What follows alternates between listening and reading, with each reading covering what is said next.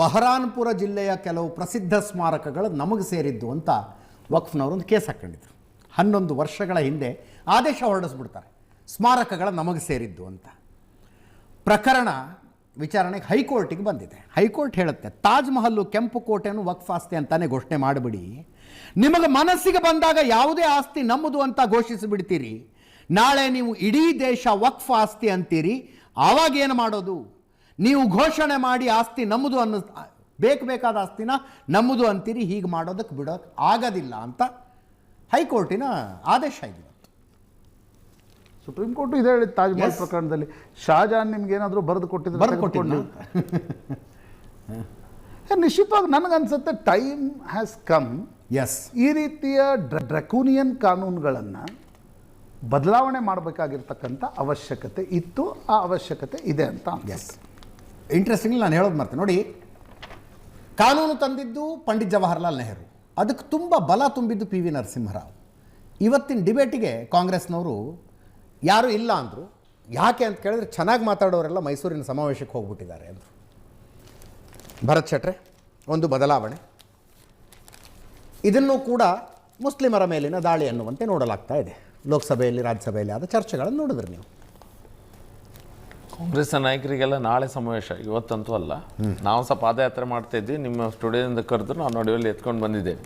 ಯಾಕಂದರೆ ಇದು ಎಲ್ಲೋ ಒಂದು ಕಡೆ ಮುಸ್ಲಿಮರಿಗೆ ತಪ್ಪು ಕಲ್ಪನೆ ಕೊಡುವಂಥ ಕೆಲಸವನ್ನು ಕಾಂಗ್ರೆಸ್ನ ನಾಯಕರುಗಳು ಮಾಡ್ತಾ ಇದ್ದಾರೆ. ಪ್ರಶಾಂತ್ ಅವರು ಹೇಳಿದಾಗೆ ಈ ರೀತಿಯ ಕಾನೂನುಗಳನ್ನು, ನನ್ನ ಹಳ್ಳಿಯಲ್ಲಿರುವ ಒಂದು ದೇವಸ್ಥಾನವನ್ನು ಅವರು ಕ್ಲೇಮ್ ಮಾಡ್ಬೋದು. ಕ್ಲೇಮ್ ಮಾಡಿದ ನಂತರ ನಾನು ಅವರ ಟ್ರಿಬ್ಯುನಲ್ ಹಿಂದೆ ಮುಂದೆ ಹೋಗಬೇಕು. ಹೌದು, ಸರಿಯಾ ತಪ್ಪು ಅನ್ನುವಂಥದ್ದು ಒಂದು ಜುಡಿಷಿಯಲ್ ಪವರು ಅವರಿಗಿರ್ತದೆ. ಅದಾದ ನಂತರ, ಅಷ್ಟರ ಸಮಯದ ನಂತರ ನಾನು ಪುನಃ ಕೋರ್ಟಿಗೆ ಹೋಗ್ಬೋದು. ಅದು ಇದೆಲ್ಲ ಈಗ ಡಿ ಸಿ ಅವರಿಗೆ ಅದನ್ನು ಆರ್ಬಿಟ್ರೇಷನ್ ಮಾಡುವಂಥ ಹಕ್ಕನ್ನು ಡಿ ಸಿ ಅವರಿಗೆ ಕೊಟ್ಟಿದ್ದಾರೆ. ಇದರಲ್ಲಿ ಆ್ಯಕ್ಟಲ್ಲಿ ಅದು ಡಿ ಸಿ ಅವರಿಗೆ ಕೊಡುವಂಥ ಪ್ರಪೋಸಲ್ ಇದೆ. That's a fantastic welcoming. ಇದು ಯಾವುದೇ ಮುಸಲ್ಮಾನರಿಗಿರ್ಬೋದು, ಅವರ ಪೂಜಾ ಪದ್ಧತಿ ಇರ್ಬೋದು, ಅಥವಾ ರಿಲಿಜಿಯಸ್ ಇದಕ್ಕೆ ಸಂಬಂಧಪಟ್ಟದ್ದೇ ಅಲ್ಲ. ಹಿಂದೆ ನೀವು ವಕ್ಫ್ನಾಮ ಅಂದರೆ ಬಾಯಿ ಮಾತಲ್ಲೇ ಹೇಳೋದು, ಬರೆದು ಕೊಡ್ತಿರ್ಲಿಲ್ಲ ಯಾರು ಸಹ. ಬಾಯಿ ಮಾತು, ಆ ಜಾಗ ನಿಮಗೆ ಅಂತ. ಆ ಜಾಗದ ಒರಿಜಿನಲ್ ಮಾಲೀಕ ಯಾರು? ಅವ ಹಿಂದೂ, ಮುಸಲ್ಮಾನ. ಇದಾದ ಈಗ ನಾನು ಜಸ್ಟ್ ಓದ್ತಾ ಇದ್ದೆ, ಥರ್ಡ್ ಲಾರ್ಜೆಸ್ಟ್ ಅಂಡ್ ರೈಲ್ವೇಸ್ ಒಂದು ವಕ್ಫ್ ಅಂತ ಹೇಳಿದ್ರೆ ಈ ದೇಶದಲ್ಲಿ 1953 ಪ್ರಪಂಚದ 50 ದೇಶಗಳ ಲ್ಯಾಂಡ್ಗಿಂತ ವಕ್ಫ್ ಬಳಿ 10 ಲಕ್ಷ ಎಕರೆ ಲ್ಯಾಂಡ್ ಇದೆ.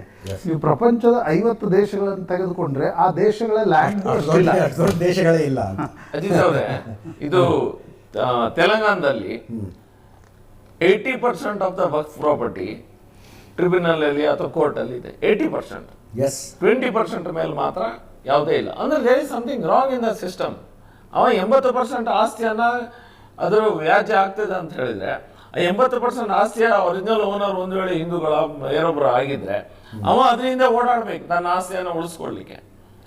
ತಮಿಳುನಾಡಿನ ಇದರಲ್ಲಿ ರುಚಿರಾಪಳ್ಳಿ ಜಿಲ್ಲೆಯಲ್ಲಿರುವಂತಹ ಸುಂದರೇಶ್ವರ ದೇವಸ್ಥಾನ ನಿಮ್ಗೆ ಗೊತ್ತಿರ್ಬೋದು. 1500 ವರ್ಷ ಇತಿಹಾಸ ಇರುವಂತಹ ದೇವಸ್ಥಾನ, 350 ಎಕರೆ ಚಿಲ್ಲರೆ ಇದೆ. ಅದನ್ನ ಕ್ಲೇಮ್ ಮಾಡಿದ್ದಾರೆ. ಈಗ ವಕ್ಫ್ ಆಸ್ತಿ ಅಂತ ಘೋಷಣೆ ಮಾಡ್ಬಿಟ್ರು. ಮೊಹಮ್ಮದ್ ಪೈಗಂಬರ್ ಹುಟ್ಟೋದಕ್ಕಿಂತ 700 ವರ್ಷ ಮುಂಚೆ ಕಟ್ಟಲಾಗಿದ್ದ ದೇವಸ್ಥಾನ ಅದು ವಕ್ಫ್ ಆಸ್ತಿ ಅಂತ. ಇದಕ್ಕೆ ತಲೆ ಬುಡ ಇಲ್ಲ, ಹಿಂದೆ ಮುಂದೆ ಇಲ್ಲವಂತಂದ್ರೆ ಹೇಗೆ? ಈಗ ಸೂಫಿ ಕೌನ್ಸಿಲ್ನವರು ಸಹ ಇದಕ್ಕೆ ವಕ್ಫ್ಗೆ ಈಗ ಇದು ಏನು ಚೇಂಜಸ್ ತರ್ತಾ ಇದ್ದೀರಾ, ಅದನ್ನ ವೆಲ್ಕಮ್ ಮಾಡಿದ್ದಾರೆ. ಇದರಲ್ಲಿ ಯಾವುದೇ ಮುಸಲ್ಮಾನರಿಗೆ ಮತ್ತೊಬ್ಬರಿಗೆ ಇದರಲ್ಲಿ ಅನ್ಯಾಯ ಆಗುವುದೋ ಅಥವಾ ಪೂಜಾ ಪದ್ಧತಿಗೆ ಅಡ್ಡ ಬರೋ ವಿಷಯನೇ ಇಲ್ಲ. ಹಾಗಾದ್ರೆ ಹಿಂದೂಗಳಿಗೆ ಮತ್ತೊಬ್ಬರಿಗೆ ಇದೇ ರೀತಿಯ ಲಾ ಅನ್ನ ಮಾಡಿ, by use you can claim the land, by use of this thing you can claim the land ಅನ್ನುವಂಥದ್ದು ಆಕ್ಟ್ ಅಲ್ಲಿ ಇದೆ. ಎಲ್ಲರಿಗೂ ಹಾಗೆ ಕೊಟ್ಟು ಬಿಡುವ, ಎಲ್ಲರಿಗೂ ಒಂದೊಂದು ಇದೇ ರೀತಿಯ ಕಮಿಟಿಯನ್ನ ಮಾಡಿ, ಆಯ್ತು ನೀವು ಕ್ಲೇಮ್ ಮಾಡ್ಕೊಂಡು ಹೋಗಿ ಅಂತ ನೋಡುವ. ಅದನ್ನ ಮಾಡೋದಿಲ್ಲ. ಸಬ್ಜೆಕ್ಟ್ ಅನ್ನು ನಾವು ಅನೌನ್ಸ್ ಮಾಡಿದ್ಮೇಲೆ ಒಬ್ಬರು ನನಗೆ ದಾಖಲೆಗಳನ್ನು ಕಳಿಸಿದ್ರು.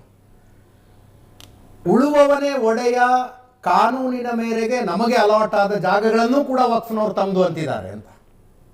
ಟೆನೆನ್ಸಿ ಆಕ್ಟ್ ನಲ್ಲಿ ಗೇಣಿದಾರರಿಗೆ ಮಂಜೂರಾದ ಭೂಮಿಯನ್ನು ವಕ್ಫ್ನವರು ನಮ್ಮದು ಅಂತಿದ್ದಾರೆ.